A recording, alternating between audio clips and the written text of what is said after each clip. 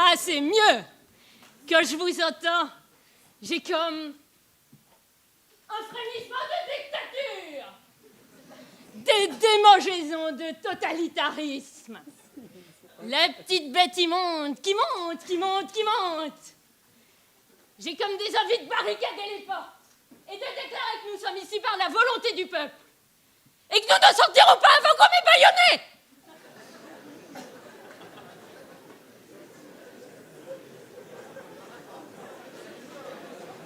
Alors, c'est un fait, je n'ai pas vraiment la carrure d'un dirigeant.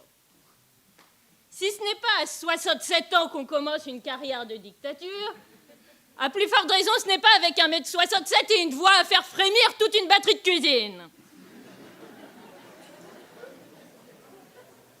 Alors moi, présidente, j'aimerais bien.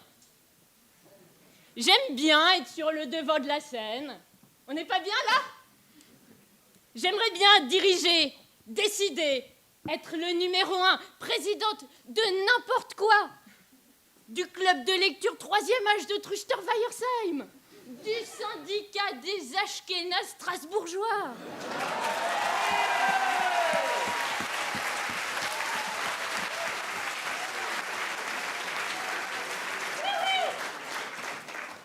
Non, moi, présidente, c'est pas mon genre. Je suis une seconde, moi, une dauphine, un plan B. Je suis pas le président, je suis sa suppléante. Je suis pas la jolie, je suis sa copine. Un Oscar du second rôle. Je suis pas taillée dans le cuir des présidents, mais dans l'étoffe dont on fait les Ron Weasley, les Sancho Panza, les Buzz Aldrin, les Pylades, les Patrocles, les Pollux, les Poulidor, les Pompée, les Porthos, les François Bayrou.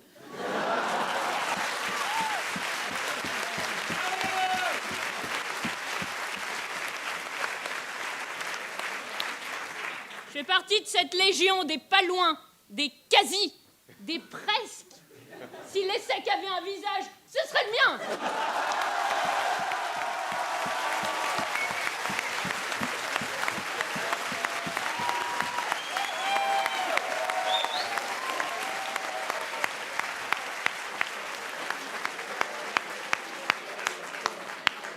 Je suis l'envers, l'ombre, le verso. Les petits, les obscurs, les sans-grades. Ou plutôt si, les gradés, mais vous savez, les sous-lieutenants, les sous-fifres, les souffres-douleurs. Les autres décident, j'exécute. Je fais partie des grands du second rang, des borgnes au pays des aveugles, des petits détails de la grande chose, des points culminants de la médiocrité, car la médiocrité aussi a ses sommets. De ceux à qui on demande si je compte m'asseoir parce qu'il paraît qu'on manque de place là-haut. Bon, assez parlé de moi, j'en mérite pas tant. S'il n'en reste qu'un, je ne serai pas celui-là.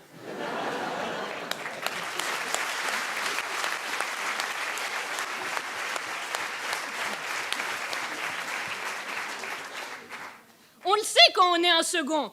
Ça s'entend au « oups » du coiffeur qui vous donne le dernier coup de ciseau. Ça se voit au talon qui se coince dans les bouches d'aération.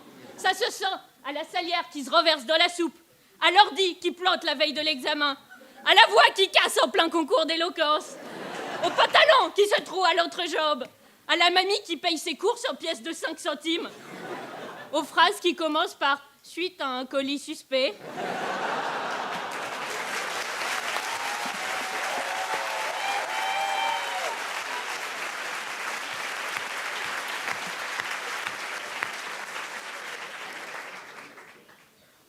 On le sait surtout quand on obtient 34 sur 40 au code de la route alors qu'on a le droit à 5 fautes, dont 2 sur les passages à niveau à activation manuelle. Le truc de Gaulle était en couche culotte que ça existait déjà plus. Même à Jouy en Josas, le passage à niveau est automatique. Alors oui, je suis frustrée. Mais ça prouve bien qu'en France, on n'est pas à un paradoxe près. Je ne peux pas conduire une voiture, ça on l'aura compris, mais rien ne m'empêche de conduire un peuple. À sa perte, certes.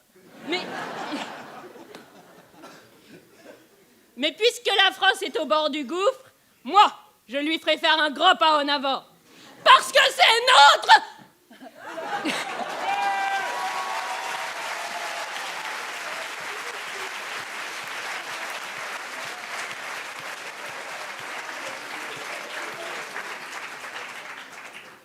mettrai la France en marche.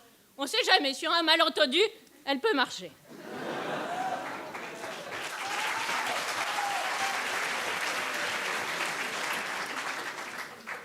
Quand on y pense, la France, qui n'est pas loin de devenir la souffrance, c'est quand même le seul pays au monde à avoir un conditionnel passé, qui ne sert qu'à dire « j'aurais pu ». Ah, si j'avais su, si j'avais voulu, si tout ne s'était pas ligué contre moi, j'aurais pu. Ce à quoi les puristes répondent « vous le pûtes ». Mais encore eût-il fallu que vous le suciez.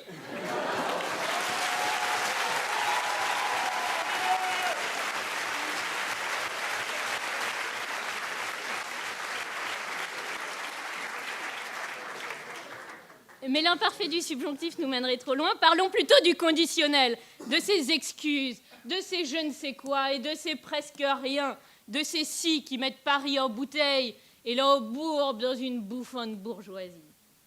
Le si, c'est le mal des seconds, c'est une malédiction française. Les présidents, les grands, les messieurs Mitterrand ne connaissent pas cette détresse du conditionnel. Ils n'ont jamais entendu cette petite musique qui fait si mal, là où l'ami, l'adoré, s'est fait la malle. Ils n'entendent pas le S muet qui fait toute la différence entre votre « je serai président » et mon « je serai président ».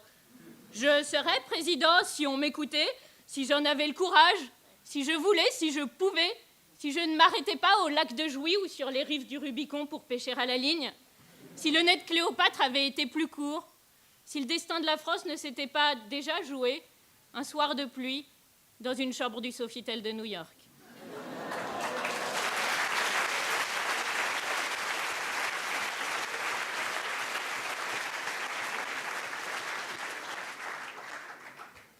Mais puisque la France souffre de son conditionnel, il est impératif de la remettre sur la voie active, d'en finir avec son passéisme, avec les propositions toutes relatives des candidats, avec leurs irrégularités invariables, leur politique de complément, leur subordination transitoire et leur tête de pou, caillou, genou, hibou, ripou.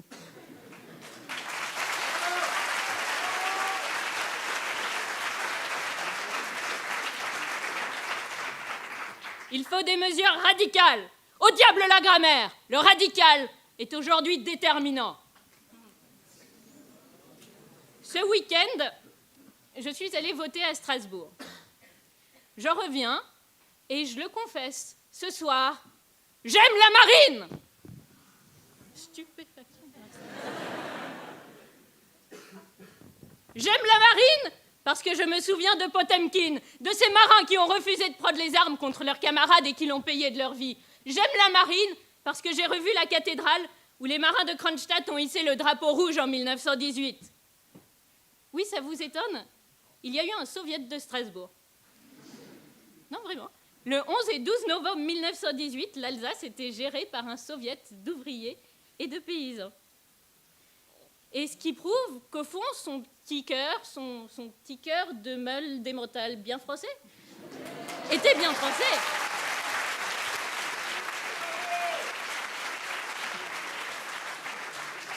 Ce qui prouve que son petit cœur était bien français, c'est que comme moi, comme tous les seconds, elle a manqué son tête-à-tête avec l'histoire, son dette-à-dette avec l'économie, son traître-à-traître avec la politique.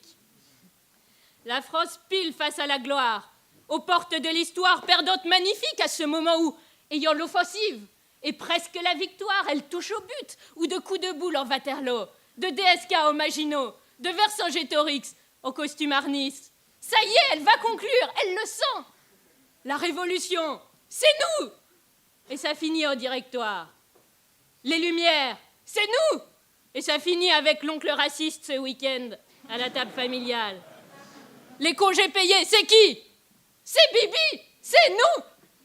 Et ça finit en Macron-Le Pen.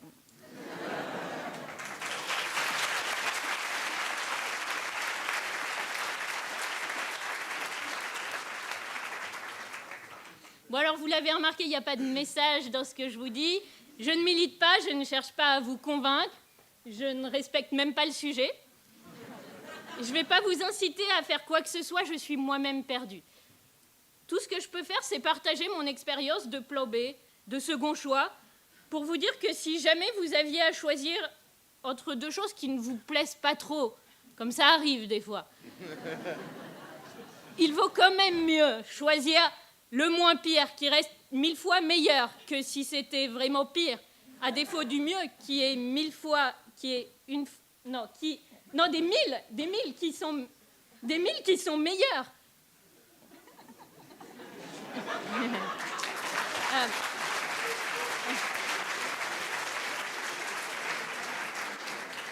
Bref, parfois il vaut mieux éviter les discours.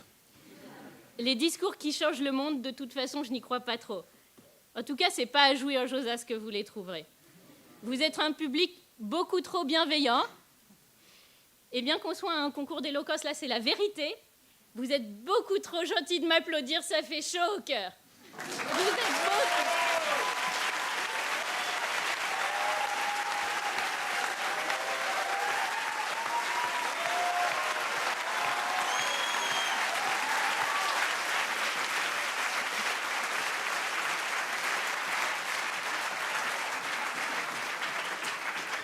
Les discours ne changent pas le monde, mais ils changent la manière dont on parle, parce que je ne parle pas comme ça tous les jours, heureusement.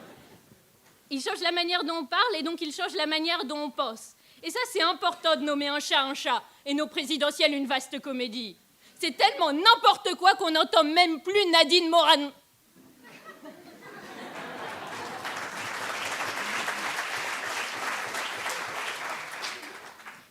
Pardon, je l'ai écrit il y a 2 jours.